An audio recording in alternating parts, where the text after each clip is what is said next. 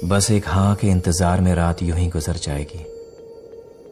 अब तो बस उलझन है साथ मेरे, नींद कहाँ आएगी। सुबह की किरण न जाने कौन सा संदेश लाएगी, रिमझिम सी गुनगुनाएगी या प्यास अधूरी रह जाएगी।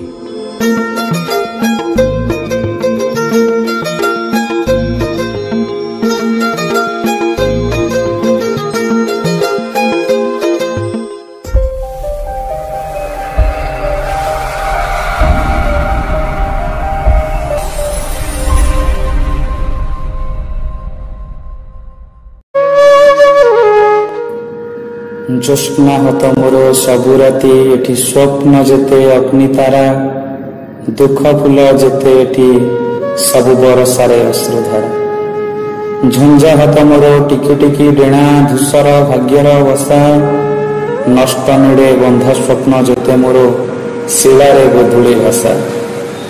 गर्भगृह सारा फिटी पड़ी कि अंधार मुकुला नई, क्लांत नटी अस्त छंद तले आहत मूर्छना नहीं। अंशक्ष अदृश्य जंत्रणा मानकर मिलित पटुआरग ए पंक्ति भितर केते जे वेदना भरी रही ताहा सहजरे अनुमेय करिबी।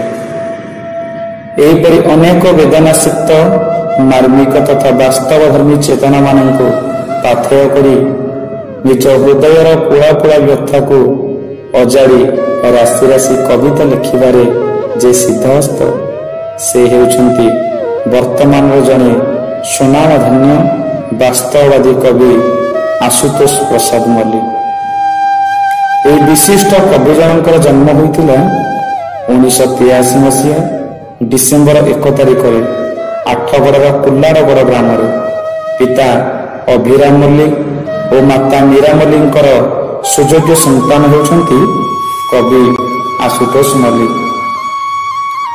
कविंकर प्रतिभा संपर्क में जना पड़ा हाई स्कूल में पढ़ा समय से समय लिखा जाइथिबा कविता मानक नहीं कवितांकर प्रथम कविता संकलन ईश्वर 2017 मसीह प्रकाश कर 2019 मसीह फ्लैशबैक नाम द्वितीय कविता संकलन बाहर बहुमात्रा पाठक आदृति लाभ कर।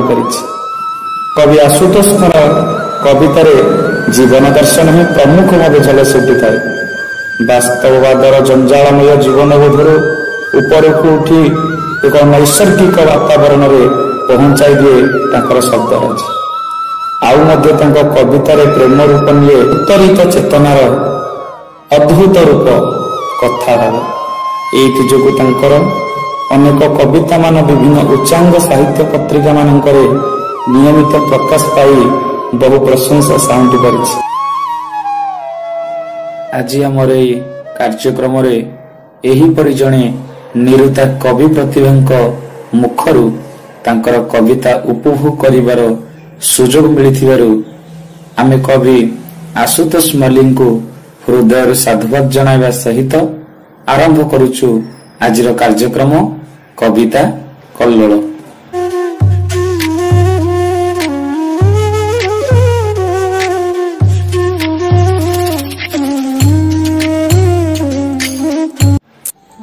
नमस्कार। आज कार्यक्रम को समस्त को स्वागत। आज मोर स्वरचित कविता टी पढ़ी शुणेबी। कवितार शीर्षक द्रोहलिपि। कविता टी आवृत्ति करने आगु मो कविता विषय किसी कही रखे। ये कविता टी एमिति एक कल्पित सकाळर जो सकाल के होई पारथांता ध्यानमग्न ऋषि परी निहाती गंभीर और शांत। जो सकाल की जीवन घटना दुर्घटना नाना विभीषिकार संवादपत्र नुहे बरम सब आबद्धता विडंबनार विपरीत प्रवहमान छल छल नई परी गीतिमय होई पारथांता। ये कविता क्षोभर चित्रकथा पृष्ठाए जहाँकि चिरकाल अंत सलीला ज्वाला और जातना को नहीं ये कवितार काव्यिक द्रोह। आसंतु शुणिबा कविताटी। कविता शीर्षक द्रोह लिपि। सकाळर पहिली गाड़ी रे चाली जीवी तते मु छाड़ी रे। सकाळर पहिली गाड़ी रे चाली जीवी तते मु छाड़ी रे। आज सकाळ अन्य सबु सकाळ नियारा। आज सकाळ अन्य सबु सकाळ नियारा। जे आखि पिछुड़ा के बालारुणी ध्वस्त कला शब्द संभावनार समस्त शिलालेख।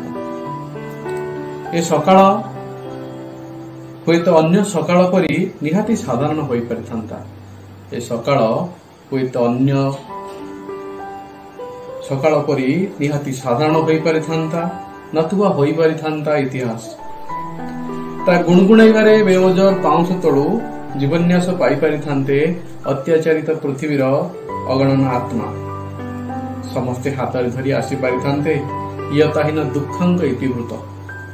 से सबको हाथ धरी ए सकाळ उच्चारी देइथांता प्रेम मंत्र। से सबको हाथ धरी ए सकाळ उच्चारी देइथांता प्रेम मंत्र। एतिकिरे घृणार श्वेतपत्र सबु रूपांतरित होइथांते प्रेमरे प्रजापति रे। एतिकिरे घृणार श्वेतपत्र सबु रूपांतरित होइथांते प्रेमरे प्रजापति रे।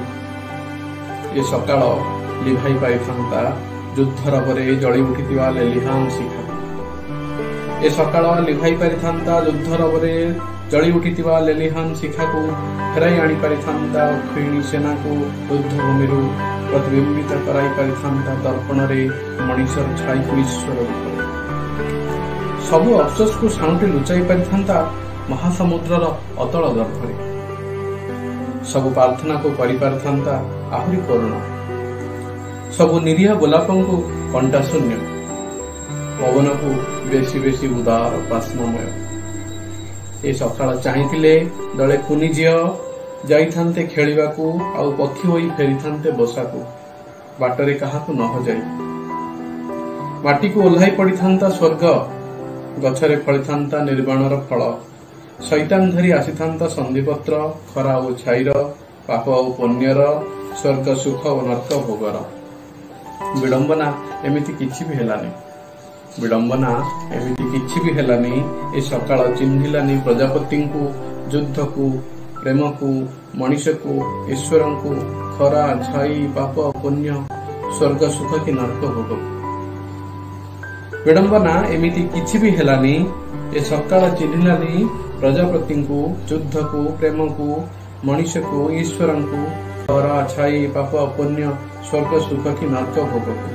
बर मस्त रागर रहस्य भितरे ए सकाळ जहा अंधार हाथ समर्पी देला एक अभिशप्त अंतर्दाहर स्वीकार पत्र।